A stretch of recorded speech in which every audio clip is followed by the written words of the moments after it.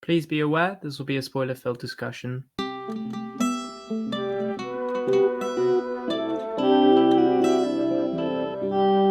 Hello, and welcome to the Minority Arts Appreciation Society, where we're ticking all the boxes and providing the much-needed minority perspective into popular internet discourse. I'm Matty, my pronouns are she, her, and I lead the film discussions. I'm Josh. My pronouns are he, him, and I lead the music discussion. And today we're going to be talking about the 1947 Powell and Pressburger classic Black Narcissus.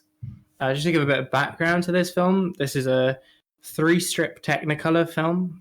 So this is an old black and white movie, and that plays a massive part in the film's presentation.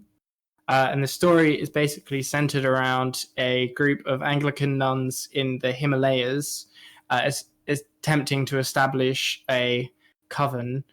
And they are led by our protagonist, Sister Clodagh, as they subsequently have their faiths tested by a number of different impulses, whether that be the past, romance, or simply crises of faith. And Yeah, that's like enjoying gardening. yeah. This film Probably the really. most horrifying thing that happens in this film is that garden scene. God damn, when they're listing the flowers. Oh Horrifying. my god! Yes, this film really is fucking fascinating as an artifact of how far we've come. Obviously, this is pretty basic stuff in terms of like now it is no longer revolutionary for women to want to plant flowers, which is God, it's weird because that almost sounds aggressive. But like 20 years ago, if you said Yeah, I like think women I just think it's I did some further reading for this film, and I think it mm, is like a specific like pedantic Catholic thing of like everything's got to be for utility and yeah, not for like aesthetic kind of niceness. it's a film that's definitely completely immersed in that world, and it doesn't really take any stops in like introducing it to you in terms of you are expected to just meet the convictions of these women where they're at and understand them straight away. It can be, I think, it is an easy to follow film. That I don't mean to make it sound kind of inaccessible because the story of it is pretty damn straightforward. But at the same time, it is just about what it's about. Mm. It's sort of got the same plot structure as like Willy Wonka. Oh my god! It's like a bunch of people go to a place, but they're corrupted by their own shortcomings, I guess. Yeah, When I call them that's shortcomings, and then they get, I don't know. That film is more dramatic about the ironic fates they get. Here, I think here they just bugger off a bit. But yeah. why did you pick this film out of curiosity? What was the impulse? So I am familiar. I say I am familiar. To put it normally, as a normal person would, I have seen the film they released after this. That is Powell and Pressburger in 1948, The Red Shoes, which Yeah. I think is like amazing. I have certain films that I like. My favorite films normally connect with me in an extremely like emotionally resonant place, as with most people. But that is one of those films where I just simply respect it so much as a work of art that I'm like, you are incredible, even if I don't have the most emotional response to it. That's the dancing film, right? Exactly. So yeah, The Red Shoes is basically quite a uh standard 40s drama, but it's structured around this incredibly drawing premise and a absolutely incredible dance sequence that is like incredible. It is fantastic, and I think the reason I wanted to talk about a Powell and Pressburger film was because I wanted to talk about something similar where uh, again, it maybe isn't the most emotionally resonant thing, but there is a lot to discuss and a lot to unpack, which I do think this film, like it or not, does give you. I think there is a lot to sink your teeth into. That, I mean, there always is when Catholicism comes up, especially because I have Irish heritage. Yeah, main character of this is Irish. Yeah, which is I think a huge deal. Completely missing Irish accent though. Whatever, I'll let it slide. It was the 40s. But yeah, I think before we get into our opinions on this film, I think it definitely is worth noting that there is like extremely racist material in this film. There is like a pretty abhorrent piece of blackface and caricatures and stereotypes, and the film definitely blurs the line between just reflecting the moral attitudes of the people that would have been there, because I think, you know, if you make a film like this, it's important not to whitewash like the attitudes of the people that were there, even if they are your protagonists. But also at the same time, you must make it absolutely clear that's not what you're projecting, and it definitely does blur those lines.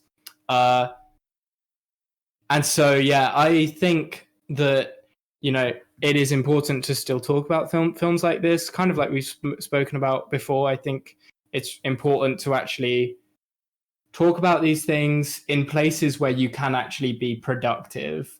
You know, I don't think it's the case where like everyone should just talk about this in like I mean essentially like I don't mean this in a right-wing free speech kind of way, but I think it's just important to have like actually productive conversations about things that seem like they're outdated, because this is a very old film, but at the same time, you know, just because it's very old, it doesn't mean that there's nothing that we can't learn from its misdirections.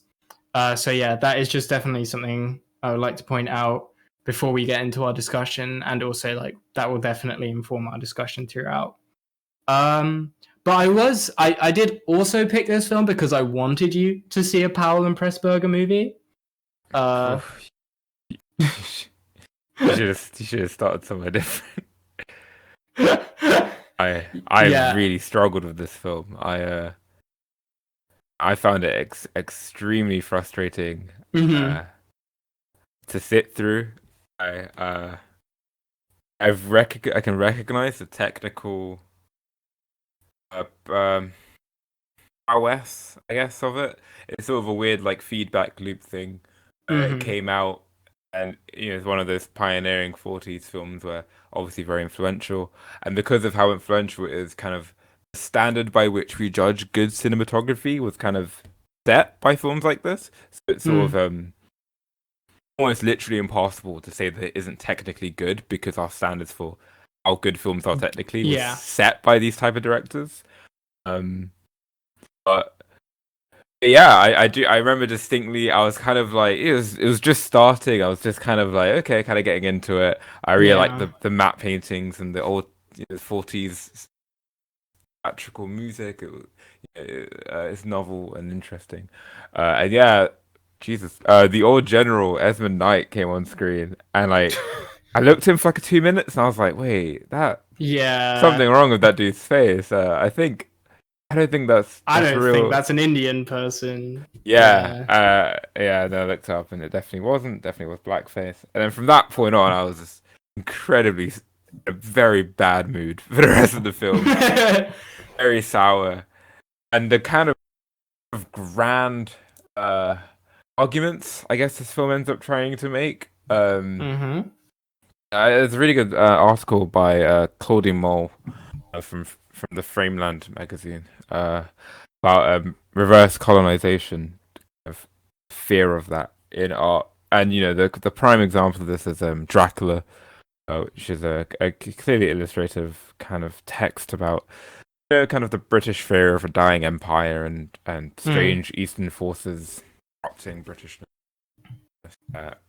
And while this film is less directly the conclusion of Dracula is much worse, where they just kill Dracula and it's really cool and they do British stuff. Yeah. Here, it's like more pessimistic, which arguably, as this article argues, it's arguably more anti-colonial.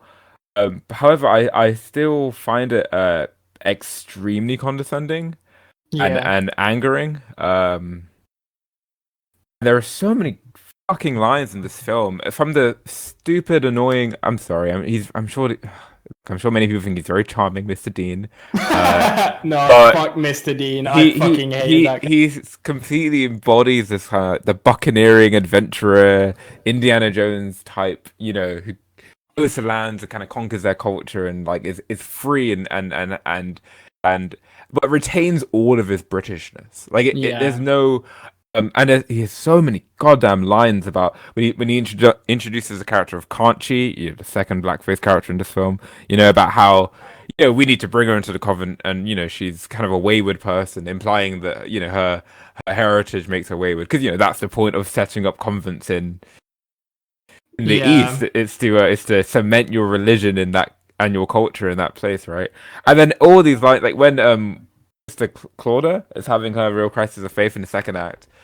So many lines about like it's Yeah. the air, it's the atmosphere here, it's corrupting you, it's too wild, you can't handle it, and even the use of Technicolor was violently obnoxious to me. Yeah. Something No, that is clearly a technical marvel and kind of ahead of its time and used very purposely. It's constantly used to kind of bring these very pure white robes in stark juxtaposition with kind of very rustic, earthy, uh, sensual colors of yeah. Himalayas. To show the land itself is gonna taint them or something. And whether or not it lands on like pro or anti-colonialism in the end, the whole experience was incredibly condescending, and I really struggled with this film. Yeah, I can't blame you at all. I think to talk about the cinematography of the film, it's hard to like sing the praises of this film's cinematography when, like you said, I think this film's use of color is specifically like used to ingrain its quite colonial message. It's like it feels really, it leaves like a poor taste in my mouth to do so almost, because it's just, I think the nuns are given such like beauty and grace that's really brought out by the use of color in this film, because three strip Technicolor is just so incredibly evocative, and I think specific choices were made to make the people of color in this place look worse, and it's fucked.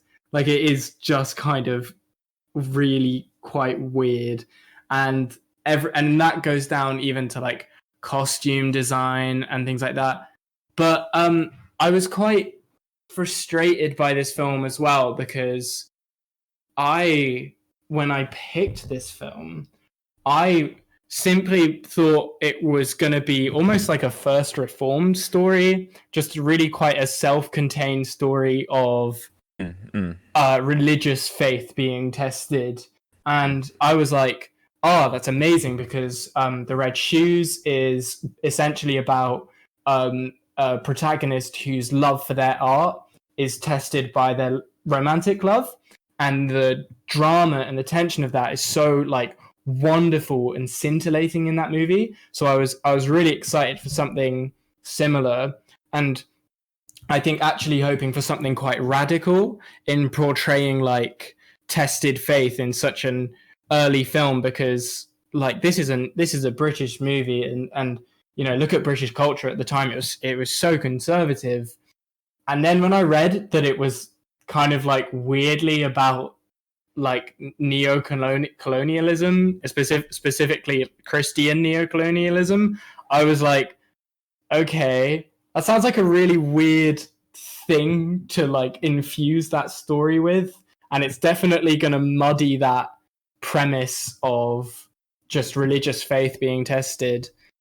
but there remained a part of me that was like, oh well, maybe they'll do something subversive. Maybe the testing of their faith will be kind of a way of flipping the colonialist narrative into showing the actual like moral destitution of the nuns' intentions.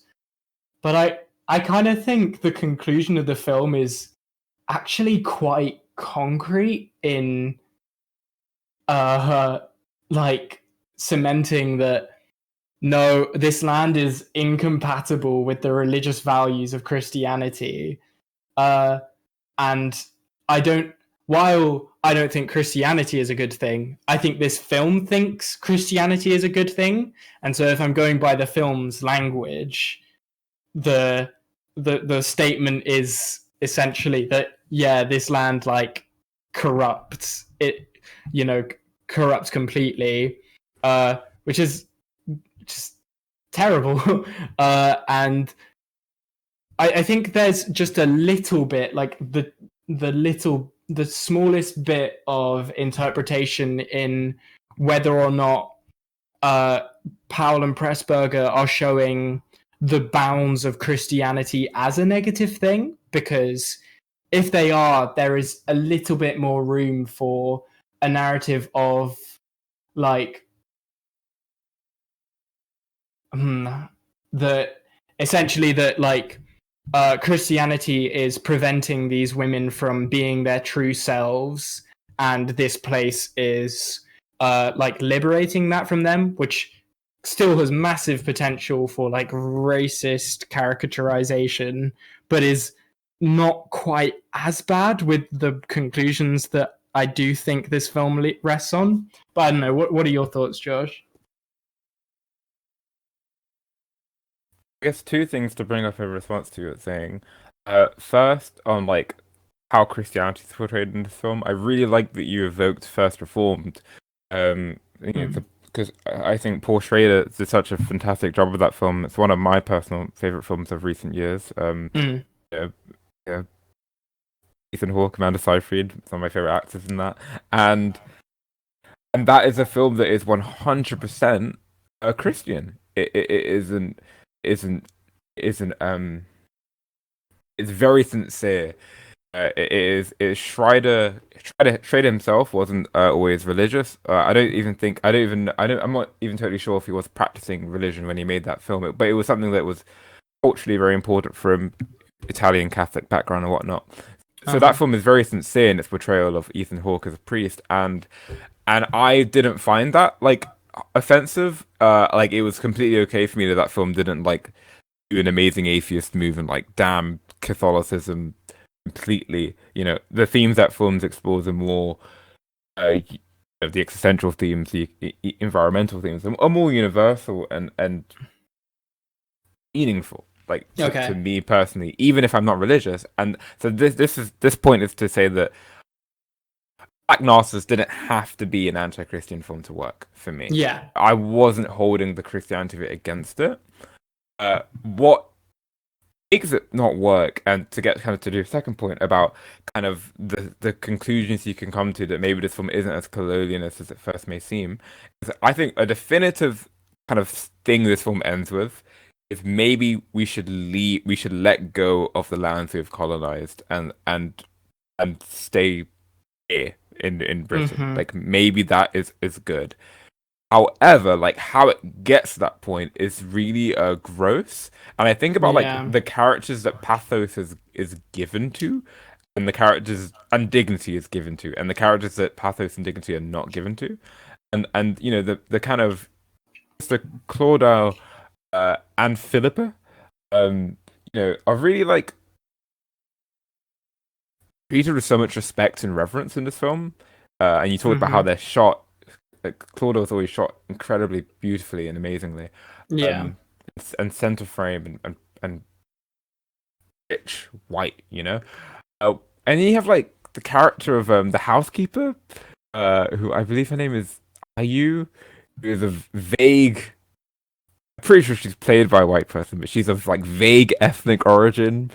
She's sort of like a weird groveling multi-ethnic, like She has like a Cockney accent. It's disgusting. And there's also some dude. classism in that portrayal. She's so like she's like a Disney evil stepmother or something. Like it's so strange how she's portrayed, and the same and the quote unquote natives. Kanchi is and actually a third point. Back to what you're saying about how maybe it would even still be bad if it was showing that these women are like liberated from the Catholic values in this kind of land, right? Yeah. Which leads you down, what we talked about a bit with Throbbing Gristle record, which was inspired by Exotica. We talked about like how Exotica is bad, Yeah. and that would make Kanchi an extremely like exotic, sensual character that liberates them and can be kind of fetishized, right? And there's just no. What made me this is so hard to watch is I went through all these passages of like how can anything in this Yeah. be good, and all of them lead to kind of like weird racist bullshit, or condescending bullshit. So yeah, I like that you raised those points. I just don't think to respond to you. I just don't think I don't think I can draw like very good critical conclusions Oh from that. no. Yeah, no, I don't mean to make it Oh no, I'm sound. just saying I'm happy you opened the I discussion up see. there. Yeah. Yeah, it is tapped. It's tapped vibes. To be honest, I, Mm. I, things like that housekeeper character you brought up are just so. It was just so like disappointing to just see from a film like this because I have a tendency against people evangelizing cinema and cinematic directors, especially when they're presented in this very classically beautiful way. I think it can lead to some very like pretentious tendencies and a lot of art being rejected for being subversive. Uh, but at the same time, The Red Shoes is a film that absolutely flourishes in that world of high art, and it never sinks to this honestly really quite cheap level that characters like that housekeeper does. It was so fucking weird seeing a character in a film like this by these people specifically. It was quite like just ghastly, to be honest. I watched this with my housemate and I just felt quite embarrassed to be sitting there watching this because, I mean, he is also quite a fan of the Red Shoes, but it was still just this quite uncomfortable experience of like, God, this is just a really strange film. And I think it does ultimately also just fail on its own terms. I think was it's not the most disappointing thing about this film by far because there's a lot worse stuff in this film than just it not succeeding as a work of art, but it really on its own terms fails. I really don't feel the drama of the crises of faith, and plot points are really abrupt and underdeveloped. Like, for example, a massive storyline, or well, a storyline that should be quite massive, is there's a young general in contrast to uh, the old general, and Yeah. the lords have blessed us by not casting this character in blackface for some reason. But even Um, that was frustrating to me because I no, just felt completely. really bad for Sabu Dastagir. I hope I pronounced that properly. I'm like I can't fucking imagine being like an established actor working alongside people in blackface. That would make Yeah, me that would be so horrible for me. I can't. So even that pissed me off. I can't imagine how horrible, but yeah, that would be to like have to kind of, I guess, like assimilate into this production. That is just so unpleasant. Uh, but yeah, his narrative is just number one. I think it reinforces that the colonialist narrative of the film because again, Kanchi is the exotic flower that leads him away from the teachings of the convent, which is really annoying because I felt like the Oh. film was doing something by letting the convent teach him, but then he just kind of disappears and like it's just Yeah. actually kind of like bad. Like Okay. it's Other than the matte paintings, which I really like, and yeah. Kathleen Bryan's Catherine Bryan's performance, as misguided as the writing that led to that performance Yeah. was phenomenal. My favorite thing in the film. Mm. Wow, I loved all of that, the gothic stuff. But yeah, like the part that was approaching interesting is this idea of like learned religion versus inherited Mm-hmm. religion. This idea that you can't actually give other countries God. It will always be like a kind of contrived learned thing. Like Yeah. the young general can be very articulate and good at Catholicism and the British ways, but it will never be his culture. And that is Mm. like an interesting critique of colonialism, maybe. I mean, I think you don't need to go that far to critique colonialism. That is an interesting look at like futility of bringing religion to other countries. But yeah, Yeah. it's completely squandered with the Kanchi storyline and his downfall being his lust for the exotic flower.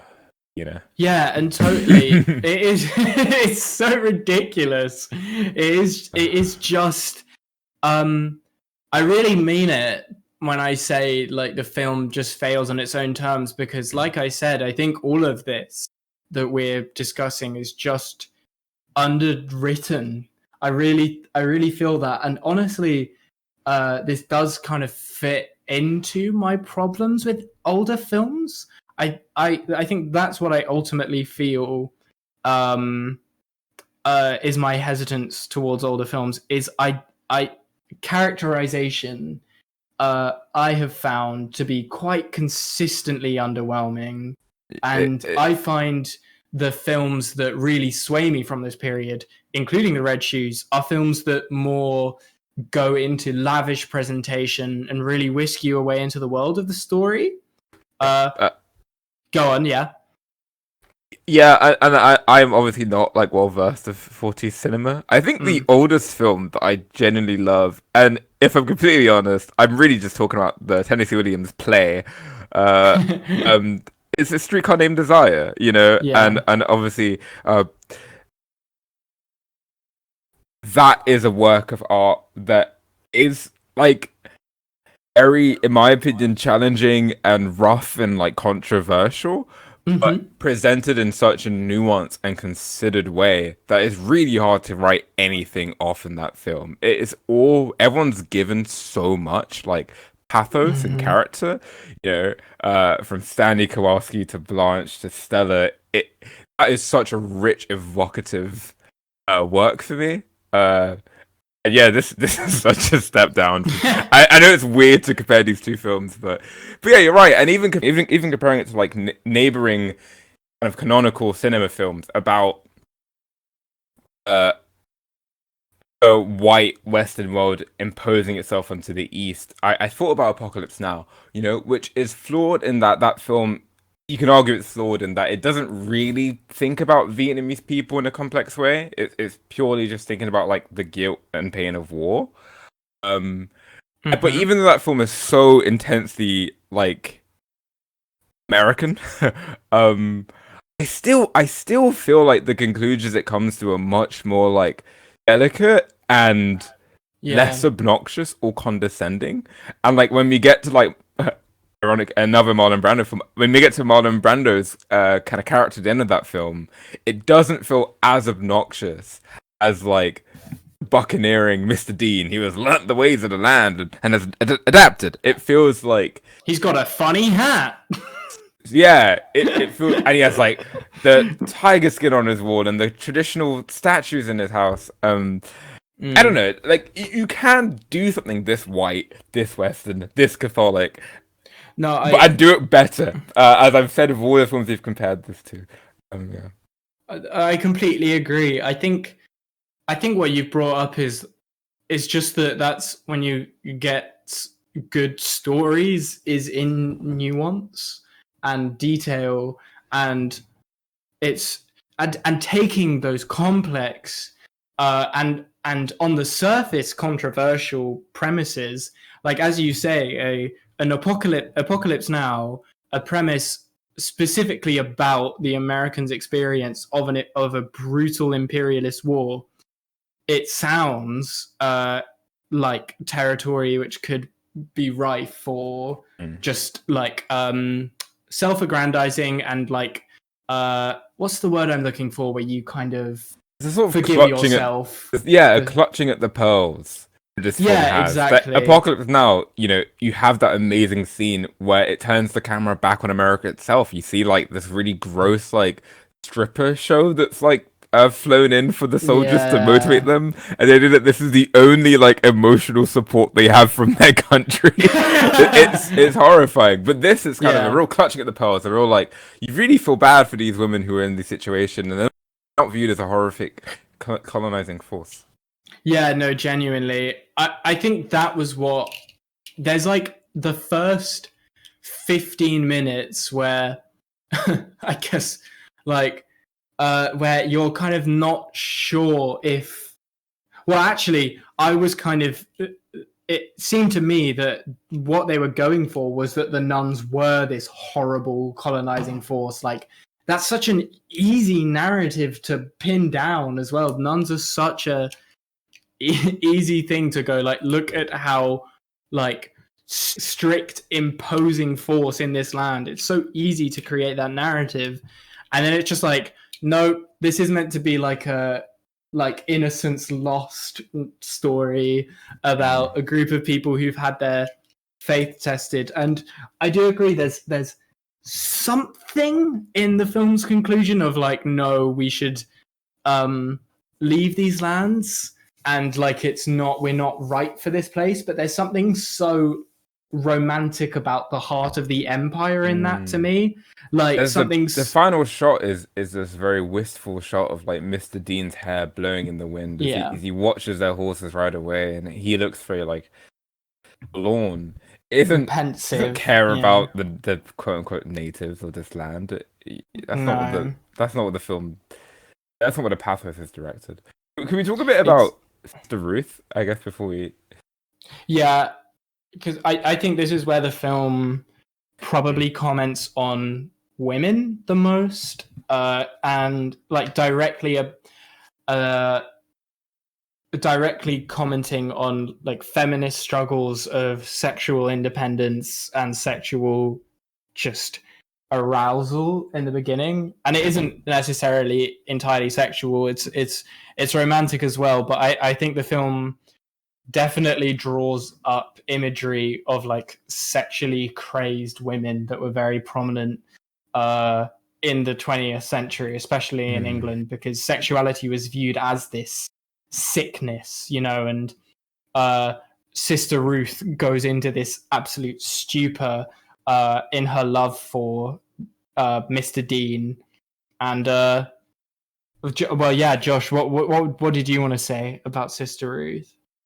Yeah, I really struggle with Sister Ruth because aesthetically, I think Sister Ruth is this film's greatest contribution. I mean, straight up, like, you can draw direct parallels between like this and Kubrick with how incredible the portrayal of Sister Ruth is, and incredible in terms of just it like intensely gothic and horrifying, and so many shots of her like eyes. I mean, this is the original Kubrick stare, right? Like the kind of the descending camera on her eyes, and it's gorgeous. Amazing. And I feel like she should have been like the hero of this story. And you can still present her in incredibly like fucked vibes way. This is like the most positive force, but I do think that to some extent I was annoyed that her turn was that moment when she realizes that her affections for Mr. Dean are not returned, and that Mr. Dean is in love with Mr. Claudio, and it kind of reduces what is this majestic, grand, gothic character to kind of, tell me if I'm wrong, in my opinion, what seemed like a sort of petty squabble over like some man among women, and that really just nullified how awesome this character could have been. you know? I think two things from what you said. Definitely, like the drama of this film really does end up being like a petty squabble over a guy, and that is just so insulting. Sister Ruth's crisis of faith isn't. Oh, you know what though? Because as I'm saying this, these things aren't necessary. You can. I think you could. You can do a raw sexuality thing. It doesn't have to be like about a specific person they're in love with. It could just be about this raw kind of sexuality coming out and that being suppressed, and that would be really interesting. It would be really interesting, and I think, I just as I say it, it's like these things aren't inherently. I mean, the man element, that is sort of inherently toxic for me. But I think like showing this struggle, manifesting like to the point that it drives the character insane, could be done in this really like compassionate and intense and in completely engrossing way, as it is in other films that we've talked about. But it really is just quite bland for me, and I'm so like Sister Ruth is, to be honest, such a nothing character up until this point. Like, she really has no other trait other than just being the kind of quite bratty one that none of the other nuns like. And so to have that character undergo this really quite like shallow sexual frustration over a petty squabble, it's just a really weak story. And I think there is something that could be in there again, to say that for like the 17th time this review, of portraying like the inherent way that lifestyles like living in a convent go against fundamental facts about being human, unless you're like an asexual person, for example. Another like really weird thing about this film is it kind of has like a colonialist version of the American horror trope of like kind of American guilt feeding into horror. So like a lot of American horror is like predicated on the idea that bad things happen to people who do bad things. You know, you have sex in the woods, you are punished, right? And there's the thing of like, well, we slaughtered a bunch of Native Americans and then built land on their burial sites. And that is why, Jack Torrance is being possessed. Because, like, we done fucked up and this is our comeuppance. Which is problematic. But, not, in my opinion, not the worst horror trope. It kind of follows and makes sense. Yeah. And this kind of has, like, a weird reversing where there's a detail that the state that they're building a convent on, it used to be kind of where the old kind of ruler of this land kept their harem, their concubine, their woman, and so there's a subtle that is said so many times in this movie, like just it's just such a weirdly prominent line. They talk about it like every scene. Sorry, go on. There's this implication that whereas in American kind of haunted house stories, it's like the vengeful spirits of the Native Americans are coming back to fuck over the new Americans. Here it's like the sexual lustful spirits of these old concubines are sort of corrupting or taking over these new women, and that's why Sister Ruth, like, her sickness is kind of portrayed as almost like a possession of sorts, like this kind of dark spiritualism coming over her, as if these horrible old Eastern concubines are corrupting the pure British. Every single aspect of this film is deeply just troubling and takes imagery that I find compelling. Like, I love looking at Sister Ruth, fucking super cool, and makes it like annoying and shallow. Yeah, couldn't agree more. It's actually about time to get wrapping up. So we'll just go into our recommendations. I'll go first. This review has definitely made me a lot more negative on the film within itself, and I was already not feeling great about it. I think the best way to sum this up is actually probably by talking about one thing that really irritates me about film discussion and film, as I said before, evangelization, basically. So recently, I've had like a really negative experience with how certain films are lauded in the film A Fantastic Woman. This is a film made by a cis director about a trans woman that I feel is deeply offensive and deeply caricatures the trans experience in order to appease cis audiences where they can watch it and go, wow, you know, like I feel really proud of myself for watching and like immersing myself in that culture. And I really hate that film. And I have had to look around and see all these immensely positive reviews. It won the Academy Award for Best Foreign Language Film, and it was immensely frustrating to see such a deeply flawed film being lauded by ignorant film people who have such a sense of self-importance, not only within themselves but about these films. Just ignore the extremely obvious flaws. And I think all of this applies to Black Narcissus. And I really like, yeah, I was watching it and I felt, having had that experience with A Fantastic Woman so recently, I really felt that pain of like having to see films like this be lauded, be put in the Criterion collection, when they're just on the face of it so deeply offensive, and like while at the same time being completely celebrated by the group of people that this film isn't being offensive towards. So I just, this is one of those films where, again, I'm just becoming increasingly sick and tired of the way we discuss film history and the way we immediately evangelize films like this. I'm so sick of it. But yet, and just to talk about, I feel like we've deeply examined why this film fails so much. So yeah, not recommend, and please stop lauding every film that covers a controversial issue without actually examining its content. Yeah, and I too, I would personally not recommend this film. And as I said, there's a technical masterwork happening here, and a fantastic performance from wonderful Kathleen Byron. Other than that, I mean, I feel like I'd recommend maybe, like, I don't know, go and look at the nice matte paintings from the film. Watch the bell swinging scene. That seems like a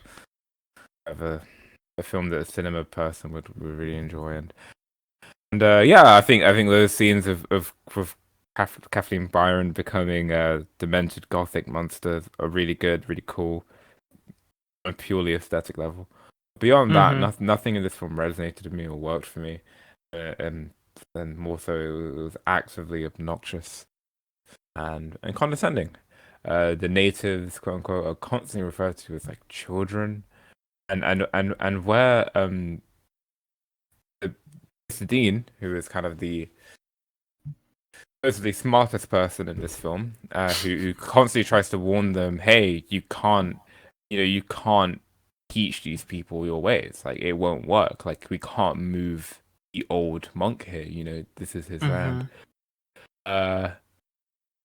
In doing, that should be a good message. I should be into that. But in doing so, he constantly refers to everyone as like children. It's extremely condescending. Like, yeah. You can't modernize them. They're children. They live like this. You can't change them. And it's just, I recognize. Yeah, cool. It's very well shot. It's canonical. It's why we have cinema the way it is today. I don't give a shit. It pissed me off, and it's condescending. It didn't touch my heart. So I'd not recommend. Bit of a downer for that film. But what are we going to be talking about next week, Josh? Awesome. So next week, we have our guest coming on, a musician and a friend, Chisholm Oak, also known as Gabriel Okafor, which I'm super excited for. We're gonna That be would be doing. lovely. We're gonna be Yeah. launching our 2021 boxes. With a discussion of the highly anticipated Whole Lot of Red from Playboy Carti, one of the most like hyped rap albums of the Yeah. past 3 years, I'd say. That I generally thought would actually, I thought would be a Yandi situation. Like this is never going to come out because the leaks happened, and when leaks happen, albums just don't come out. I guess like XEX XX World. World, you know. Yeah. Um, but so yeah. But hey, we got the album. It has none of the leaks on it. It's all new material. Yeah, that'll be what we're discussing next week. Whole Lot of Red by Playboy Carti, one of the higher profile albums that we'll be doing. Excellent. Okay, I can't wait to have Gabriel on. That's going to be really nice. Awesome. Okay, thank you very much for listening. Our social medias are linked down below if you want to check those out. At Arts Minority on Twitter and at Minority Arts Podcast on Instagram. We'll have updates on episodes. And yeah, just, if you've enjoyed, give us a like. If you really enjoyed, subscribe. It's chill. Do what you want. Yeah, thank you very much for listening, and tune in next week for Whole Lot with Red. Goodbye.